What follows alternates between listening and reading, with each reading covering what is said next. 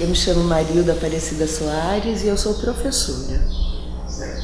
Como é que foi assim a sua infância? Onde foi? Conta um pouco da sua relação assim, de infância com sua família até você chegar para Piracicaba.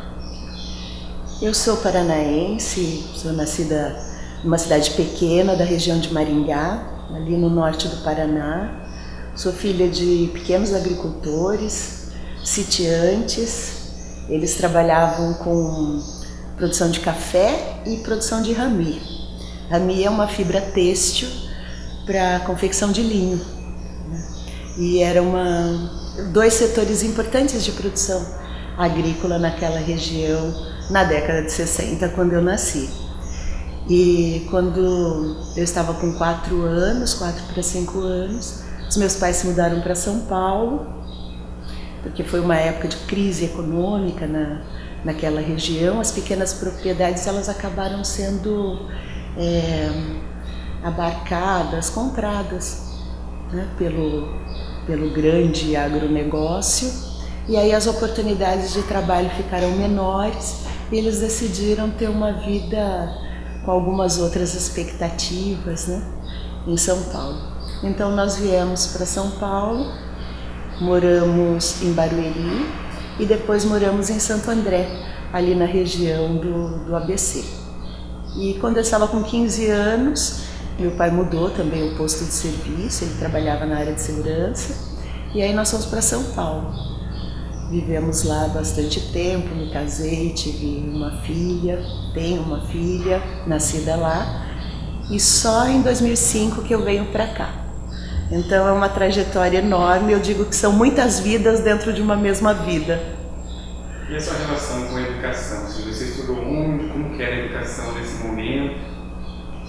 Eu estudei sempre em escola pública, desde a pré-escola, que naquela época não chamava pré-escola, chamava parque infantil, até a universidade, sempre escola pública.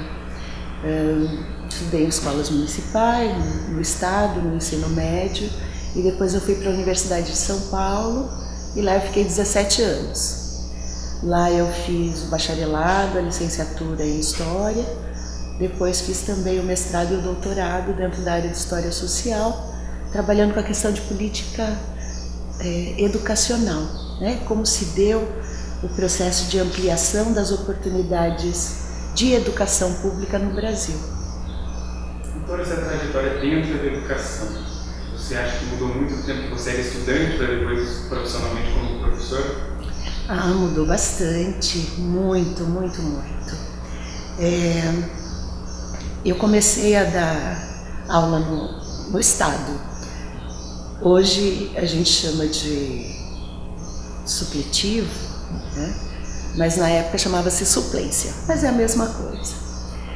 E naquela época, isso em 1988, e naquela época que eu comecei a atuar como professora, nessa escola pública do estado, em curso noturno, eu comecei a fazer uma reflexão sobre a diferença que era a estrutura da escola pública naquele momento e a estrutura da escola pública na época em que eu havia estudado, que era de uma quantidade menor de escolas, mas de uma qualidade maior no ensino que era oferecido.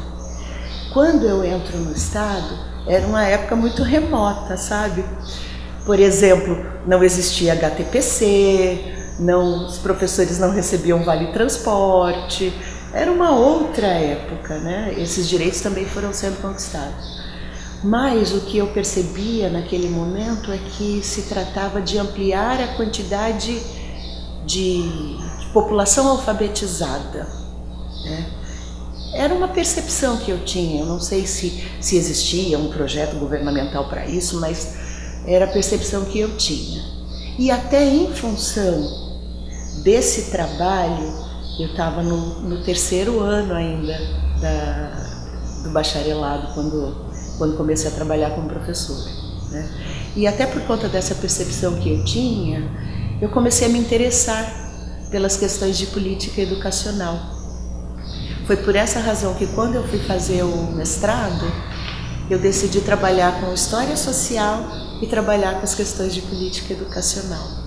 Eu vejo muita diferença hoje também, mas eu vejo que houve um crescimento nas políticas públicas no sentido de uma democratização da educação, não só do acesso, como também dos conteúdos, e vi também mais recentemente um decréscimo desse processo de democratização, com alguns cerceamentos em relação às atividades dos professores, uma percepção equivocada do que seria ideologias e confundindo com ideários e algumas outras questões que são muito complexas na educação, né?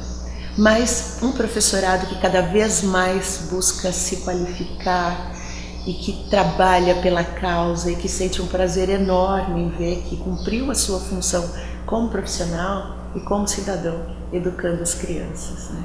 Então hoje eu tenho muito assim um olhar para a educação, não só na formação de professores, mas também o trabalho que os professores desenvolvem desde a educação infantil, assim, ao longo de todo o percurso. É muito bonito, eu sou muito apaixonada pela profissão e respeito muito os meus colegas professores. E quando começa a sua história com Piracicaba? Como é que você veio parar aqui na nossa cidade? Eu tenho parentes e amigos aqui, sempre vim para cá para passar férias, final de ano, as festas de Natal, né? Papai Noel. E quando a minha filha era pequena, a gente tinha muita falta dos primos, dessa companhia, então a gente foi intensificando muito as vindas para cá. Até que em 2005 eu falei, não posso mais ficar incomodando as pessoas, eu preciso ter um lugar para mim. Então, nessa época eu compro, né, um apartamento aqui e a partir daí eu vou construindo, sempre fazendo esse percurso, Piracicaba, São Paulo, né? Porque eu tinha cargo efetivo em São Paulo, enfim. Mas em 2014 eu decidi que eu não queria mais aquela vida de morar em duas casas, que é muito confuso, e venho para cá. É a época que a minha filha também entra na universidade, né? Na antiga Unimep, e eu disse, não, precisamos ficar todos juntos e agora é definitivo. Pedi a exoneração do cargo que tinha, todos disseram que eu estava maluca e eu acho que eu estava mesmo, mas é uma cidade maravilhosa que sempre me encantou. E eu pensei, por que não? Por que não? E a cidade me recebeu de uma forma maravilhosa.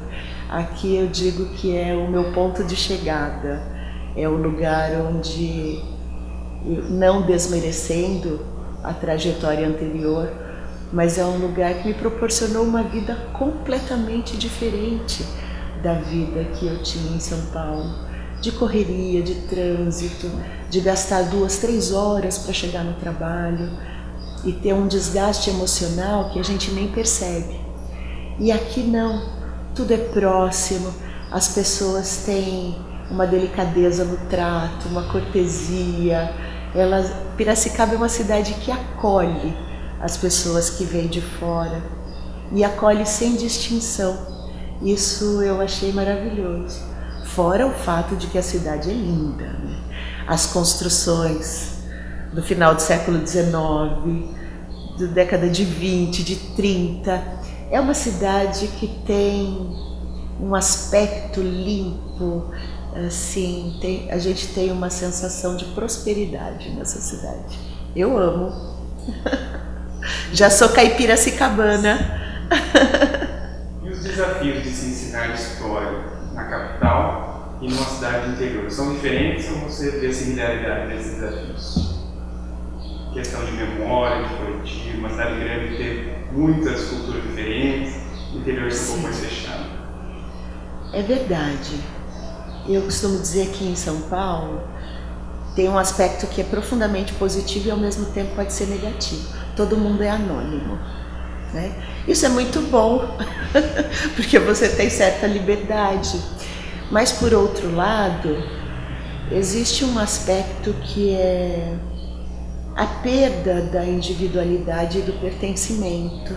Então tudo é muito grande, tudo é muito distante e dá a impressão de que todo mundo é dali, mas ninguém é realmente pertencente àquele lugar. Eu não sei se também por eu não ser paulistana, por eu ser já nascida numa cidade de interior, já ser da roça mesmo, né? Sempre foi o meu olhar. Aqui em Piracicaba, como eu vejo também, acabei tendo contato com outras cidades da região, eu vejo algo muito favorável do ponto de vista das tradições, da preservação da cultura, e também da transmissão de uma memória que se faz pela oralidade. Então, em todos os eventos ligados à cultura, ligados à preservação da história e da memória, sempre tem alguém, aliás, muitas pessoas, para contar como foi, falar dos seus pais, onde eles frequentavam, o que eles faziam. A gente não encontra esse referencial dentro de uma cidade como São Paulo, que tem uma outra lógica, né? É a lógica da transformação constante. Então as coisas são construídas, destruídas e no lugar é colocada uma outra coisa e aquela memória vai se perdendo. Aqui, assim como outras cidades do interior, do nosso entorno, é uma lógica da preservação. Então a cidade admira, se identifica e coopera para que as coisas sejam preservadas. E nesse sentido, a gente tem um material riquíssimo para trabalhar a história, para trabalhar a memória, a partir do conhecimento que se produz no próprio local. Então eu não preciso iniciar pela grande história da humanidade, embora a gente possa fazer isso, mas eu posso começar pela experiência local e ir ampliando. Em espaços maiores, que as coisas são mais difusas, geralmente é o caminho inverso. Você começa com o todo, aí situa aquele grupo populacional dentro do todo, e aí você chega no local, né? Então eu vejo essa possibilidade de fazer um trabalho que garante um pertencimento maior por conta disso. Você pode começar do local, como por exemplo do museu maravilhoso que a gente tem, dos espaços preservados que a gente tem e de outros que a gente continua lutando para preservar, porque também tem esses espaços, né? E a partir do momento que você se tornou piracicabana, há 20 anos, como que é a sua relação com o local que você mora, o bairro, o entorno onde você mora? Eu digo que eu sou muito abençoada, porque eu moro no centro, ali próximo da Rua do Porto, pertinho do Largo dos Pescadores. E aí é uma relação maravilhosa, porque eu abro a janela, eu moro no quarto andar, então eu abro a janela e eu vejo o rio, a casa do povoador e o engenho. E do outro lado eu olho e vejo a antiga Pinacoteca, que hoje é o centro de formação de professores, e uma natureza exuberante, né, preservada ali naquele espaço. E as festas, né, as celebrações que acontecem ali o tempo todo. Então, quinta-feira começa. E aí você tem várias manifestações, né? Desde a mais tradicional ali, que é a Festa do Divino, que é belíssima. E aí a gente tem também as outras festas que acontecem, né? Com o choro, às vezes com as rodas de samba, os grupos de capoeira, o samba de lenço, o maracatu do baque caipira, que termina, né, que encerra o percurso do cortejo ali no Largo dos Pescadores.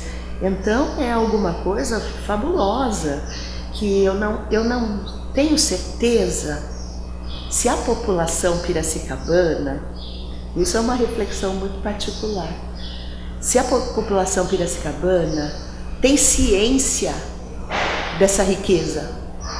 Eu sei que participa, porque todos os eventos são repletos. tem uma adesão muito grande, mas eu não sei se tem consciência do quanto é rico. Por exemplo, quando a gente pensa no grupo Samba de Lenço e a gente olha num mapeamento da cultura brasileira e vê que em grupos preservados nós temos só em Piracicaba e em Mauá, nós temos alguma coisa que é fabulosa. E se nós não cuidarmos, no sentido de cultivar mesmo, de incentivar, de manter vivo, isso vai se perder com o tempo, né? Então, é extremamente importante que a gente tenha políticas públicas que promovam a realização desses encontros para a preservação desse saber, porque a cultura, ela tanto é material nos lugares, nos espaços construídos, quanto essa cultura imaterial, que é o saber fazer. E as danças, as celebrações, os encontros fazem parte dessa imaterialidade que vai sendo transmitida a partir da memória e da oralidade, e que é extremamente bonito e que a gente tem aqui do nosso lado o tempo todo. Você acha que esse local se transformou muito ao longo desses 20 anos? O que mudou, o que permaneceu? Mudou, né? Mudou. Eu vejo que, apesar da preservação de muitos espaços e de muitas manifestações, algumas coisas não caminharam tão bem do meu ponto de vista, porque eram muito mais bonitas e muito mais acessíveis antes. Por exemplo, um lugar que faz parte da minha memória afetiva e da minha família e das crianças da família é, por exemplo, a Praça José Bonifácio. Quando as crianças eram pequenas, nós subíamos a pé e podíamos ir de manhã, de tarde ou à noite, não tinha perigo nenhum, ou não sei se a gente não via perigo nenhum. Subia com as crianças, tinha as barracas de doces, de comida japonesa, cachorro-quente, etc. E a gente se sentava ali, as famílias todas se sentavam ali, e depois a gente atravessava, ia na sorveteria, depois voltava feliz para casa. E a praça era um espaço em que as pessoas faziam questão de estar, de se encontrar, né? As famílias, os amigos, as pessoas se encontravam. E eu pude perceber que, com o passar do tempo, isso foi deixando de acontecer. Tanto pela mudança na própria configuração da praça, que tinha uma fonte, que tinha mais árvores, de uma outra sensação de acolhimento. E ela foi ficando vazia, as coisas foram sendo retiradas, né? E depois outros grupos sociais foram ocupando esses espaços, e acabou que deixou de ser alguma coisa que nos pertencia. Pelo menos eu senti e sinto dessa forma, que é um lugar que você vai com alguma apreensão, né? Mas sempre existe a possibilidade de melhorar, e eu acredito que em algum momento deve existir um olhar para isso. E através do seu trabalho, ou também pessoalmente, trabalha muito com a cultura negra da cidade. Sim. Como é que você vê essa cultura negra na cidade? Ela está sendo respeitada? Ela está sendo apagada? Como é que é o seu olhar sobre isso? Ela tem sido bastante respeitada. Eu acho que a comunidade negra é uma comunidade que se destaca bastante na cidade, assim como outros grupos. Nós temos os sírios-libaneses, os japoneses, os alemães, os trentinos, né?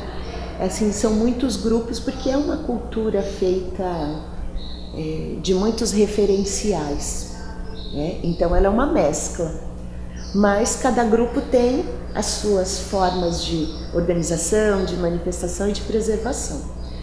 Então eu vejo que é um grupo social respeitado, com uma cultura respeitada, reconhecida, mas vejo também que existem várias questões que precisam caminhar um pouco mais.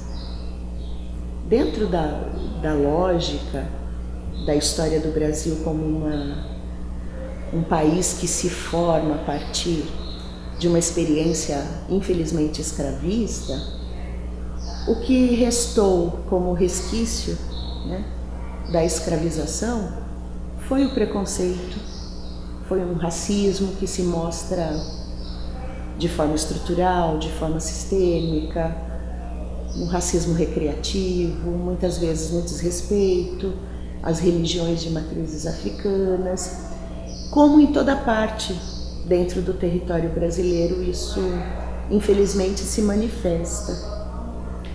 Não é por todas as pessoas, nem em todos os lugares, nem o tempo todo, mas a gente sabe que ainda existem certas manifestações. E isso é alguma coisa extremamente dolorosa, principalmente quando a gente fala das crianças. Imaginar uma criança pequena se sentindo que pertence a um grupo que não é visto de uma forma positiva, que não é respeitado, né? Então é alguma coisa que a educação tem que trabalhar permanentemente. O letramento racial, a educação antirracista. E isso vai não só na educação, é alguma coisa que vai ser feita não só na educação formal, nas escolas, como também na sociedade como um todo, né? Então a gente pensa que devem existir sempre mecanismos, políticas públicas de proteção às pessoas negras, assim como as mulheres, as pessoas com deficiência, enfim, todos os diferentes segmentos que de alguma forma são mais vulneráveis, merecem uma atenção especial para que a gente consiga em algum momento superar, né, essas manifestações de racismo. Mas, independente disso, a gente tem algumas políticas implementadas na cidade que são extremamente importantes, como o Disque Racismo 156, a assinatura do Convênio São Paulo contra o Racismo, a adesão à Política Nacional de Equidade e Educação Étnico-Racial.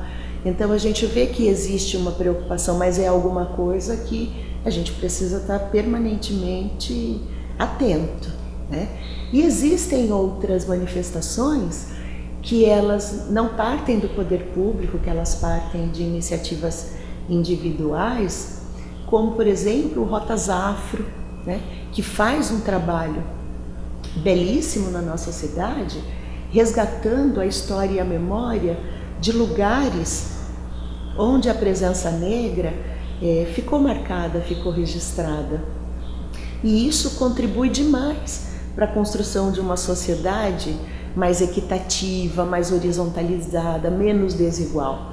Então a gente precisa tanto de ações, de um lado, do poder público, por meio de legislação, por meio de instrumentos, de equipamentos públicos que garantam essa política de equidade e de igualdade, como também de práticas sociais e de iniciativas da sociedade civil para contribuir com esse trabalho. Piracicaba é uma cidade que ela se desenvolveu muito pela agricultura e teve uma contribuição muito grande do povo africano que veio para cá escravizado. Só que a gente não vê também reflexo disso na cidade. A gente não vê monumentos negros, a gente não vê nomes de ruas negras, a gente não vê a sociedade reconhecendo essa contribuição. Por que você acha que isso acontece? O que se deve a isso? De fato, nós temos apenas alguns poucos registros dessa presença. Como monumento, nós temos o busto do Dr. Preto, lá no Engenho Central. Como nomes, como denominação de lugares, a gente poderia dizer a Ponte Irmãos Rebouças. Nós temos o Memorial Parque Quilombo Corumbataí, também fazendo referência a essa presença. Existe um projeto que foi aprovado na Câmara recentemente de reconhecimento do espaço onde está o Colégio Moraes Barros como o antigo cemitério dos escravizados, e ainda vai ser colocada, né? Essa referência ainda vai ser colocada não sei sob qual formato, mas nós percebemos que quando tem uma narrativa, e isso não é só Piracicaba, é no Brasil como um todo. Eu tenho pesquisado nos sites oficiais das prefeituras da nossa região como que a história é narrada. É lógico que existem pesquisas acadêmicas, inúmeras publicações, mas que muitas vezes elas não são acessíveis, né? As pessoas não têm acesso a esse montante de informações. Então as pessoas vão num site mesmo, que é onde se torna público uma síntese da história das cidades. E aí nós percebemos que os negros não estão presentes, né? Assim como os indígenas não estão presentes.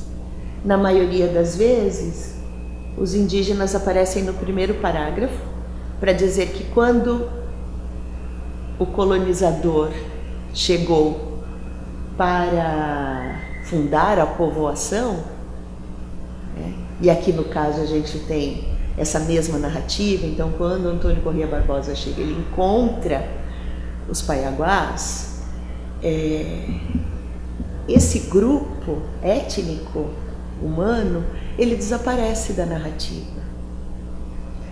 E aí a gente tem que existiam as roças, as hortas, os pomares, e depois a cidade mudou de local, e logo em seguida veio a grande produção de açúcar, logo mais vieram os imigrantes, o trabalho assalariado, dali se derivou toda uma produção industrial e nós nos tornamos sede de região metropolitana.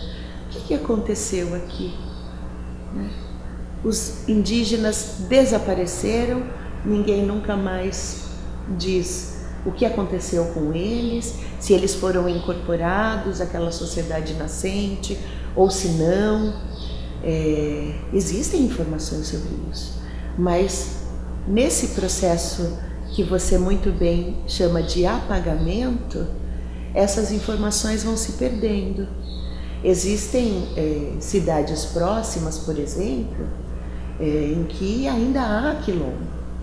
O primeiro quilombo, terra de quilombo reconhecida pelo Instituto de Terras do Estado de São Paulo é o quilombo de Eva Barreto, em Capivari. Mas quando nós observamos a narrativa da história da cidade, essa presença também se perdeu. E aí a gente pergunta, como existe um quilombo vivo até hoje e a presença negra não está? Assim como a gente vê em Rafar também, que a história ela começa a partir do Rafar, que era um francês que vai para coordenar os trabalhos no engenho. Mas e essa presença, onde ela fica?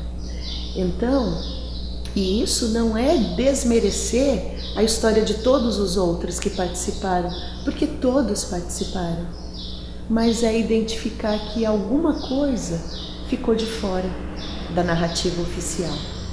E essa alguma coisa nós temos que dizer, que é a presença indígena e a presença afrodescendente. Eu acho que a responsável agora por dar voz a esse povo seria a educação. Aqui em Piracicaba, você tem algum movimento que faça isso, assim como o agroturismo? Começar um pouquinho sobre o agroturismo, como ele contribui então para que tenha essa voz levantada hoje?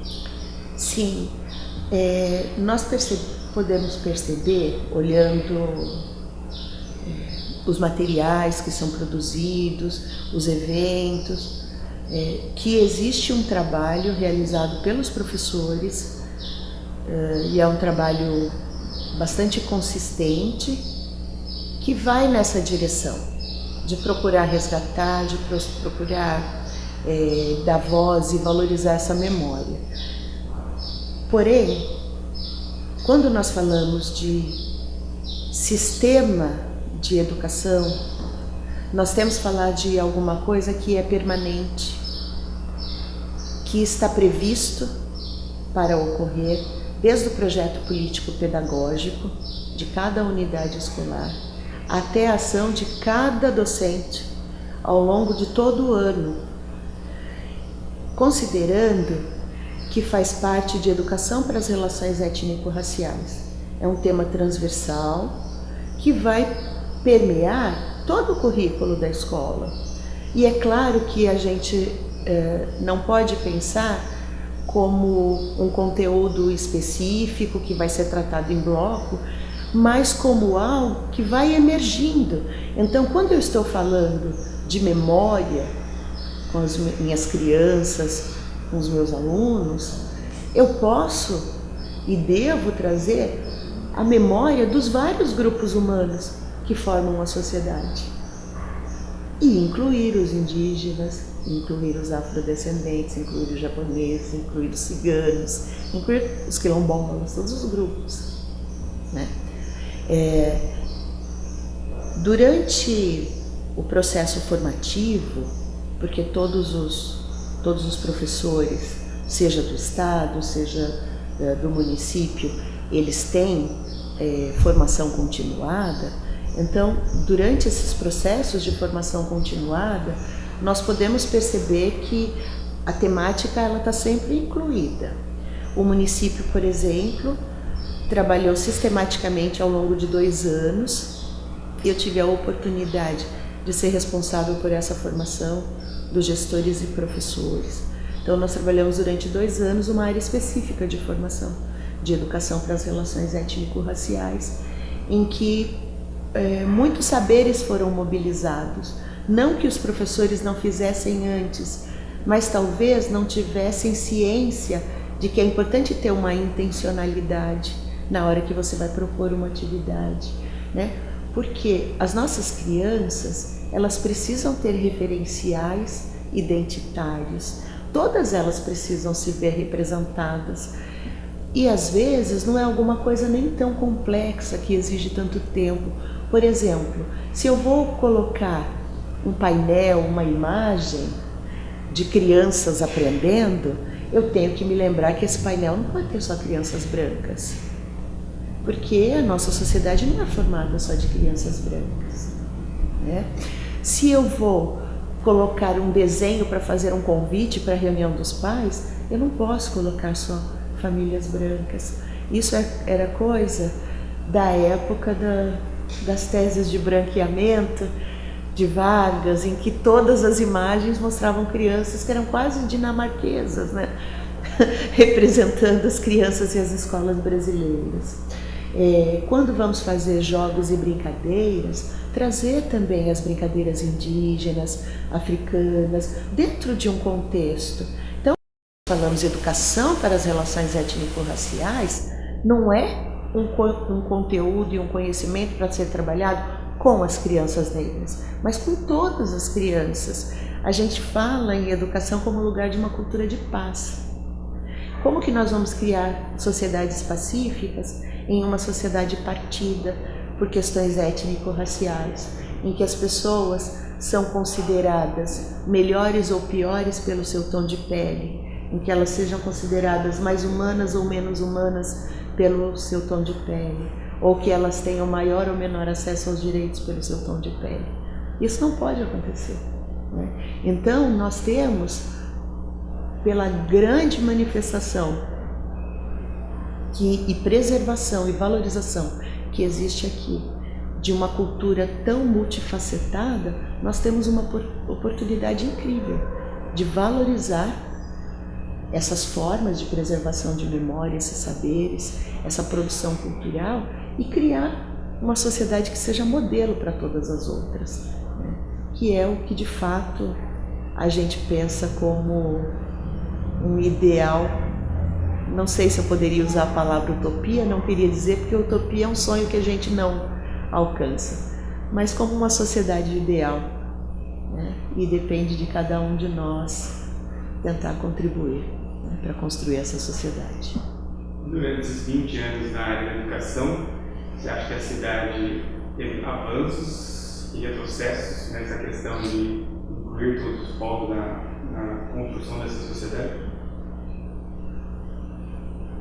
Eu creio que houve avanço, não na medida em que a gente gostaria, porque a gente sabe que sempre é possível avançar mais e é necessário avançar mais, mas eu vejo que houve avanço. Por exemplo, quando nós falamos do primeiro momento em que se começa a discutir, trabalhar com história da África e história e cultura dos afrodescendentes, né, dos afro-brasileiros, isso foi por volta de 2000, 2001.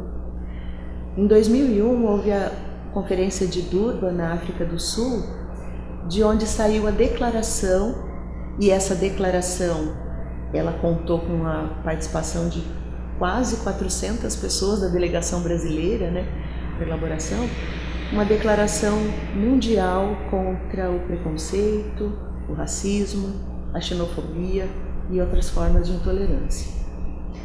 O Brasil assina essa declaração e a partir daquele momento se inicia toda uma discussão. Olha, nós estamos propondo em âmbito internacional, mas o que nós temos aqui? Né? Efetivamente o que nós temos aqui. Então, ao longo de 2 anos, essas discussões elas acabaram resultando no estabelecimento da CEPIR, né, da Secretaria Especial de Promoção de Igualdade Racial, e acabou resultando também na Lei 10.639. Eu me lembro, isso em 2003, e eu me lembro que em 2013 um jornal da cidade me pediu para fazer uma matéria sobre a Lei 10.639 e eu coloquei 10 anos da Lei 10.639 para dizer que ela ainda não tinha sido implementada. Quando fez 20 anos, em 2023, novamente, 20 anos da Lei 10.639. Né? Então a gente percebe também uma certa resistência em implementar. Né? E essa resistência, ela de um lado diz respeito ao fato de que os professores que atuavam nesse período não tiveram uma formação específica em relação a esse tema e talvez não se sentissem tão seguros para propor atividades em sala de aula. Isso é uma questão. E também tem que ser levado em consideração e muito, né? Porque diz respeito aos currículos das universidades, que também precisam acompanhar as transformações. Mas, por outro lado, por que nós, como professores, e aí eu vou falar da minha área de atuação, da área de história, por que nós conhecemos a história da relação entre os gregos e persas e não conhecemos a história das relações entre o Brasil e os diversos países africanos? Não vou falar dos 54, mas pelo menos os 5 principais, de onde vieram boa parte dos escravizados. E aí não são poucos, são mais de 4 milhões de pessoas, fora os seus descendentes, a ponto de formar hoje mais de 50% da população brasileira. Então eu coloquei apenas esse exemplo, mas é isso. Nas aulas de história nós falamos da França, nós falamos da Inglaterra, nós falamos da Alemanha, nós falamos da China, nós falamos da Índia, nós falamos quase todos os países do mundo, mas nós não falamos de nenhum país da África, além do Egito, e que dentro dessa lógica de um preconceito eurocêntrico, né, o Egito sempre pensado como parte do Oriente Próximo Asiático e nunca como parte da África. Isso também diz muito sobre como se deu a construção desse imaginário sobre o processo de formação histórico-social do Brasil. Essa história ela foi construída a partir de uma percepção do nosso pertencimento ao mundo europeu, mais especificamente português, e no caso de São Paulo, da relação entre esse português e o indígena, né? Mas nunca inserindo o africano e o afrodescendente como parte dessa construção. E isso a gente pode pensar que não é responsabilidade de quem vive nesse nosso tempo. É uma construção histórica, teórica, ideológica que resultou nesse nosso tempo. Mas a partir do momento em que nós temos consciência disso, nós podemos reverter esse quadro. Nós, enquanto educadores, e nós, enquanto sociedade, nós precisamos reconhecer as nossas deficiências de conhecimento e construir um saber novo, pelo menos tentar. Então eu desejo muito que, tanto na escola municipal quanto na escola estadual, na federal também que nós temos aqui, as universidades que nós temos aqui, as escolas particulares, porque a rede privada também tem que falar sobre isso, né? Possam construir esses saberes, possam dar subsídios para os professores, livros, muitos livros que existem com personagens negros, com autores negros, com saberes acadêmicos e didáticos que abordem essa temática da pluralidade cultural que existe no nosso país e na nossa região, e que tudo isso seja incorporado a esse saber. Às vezes eu fico pensando que o caminho é mais fácil do que parece, e outras vezes a gente esbarra em questões tão pequenas que atravancam esse caminho e que não deixam que as coisas avancem.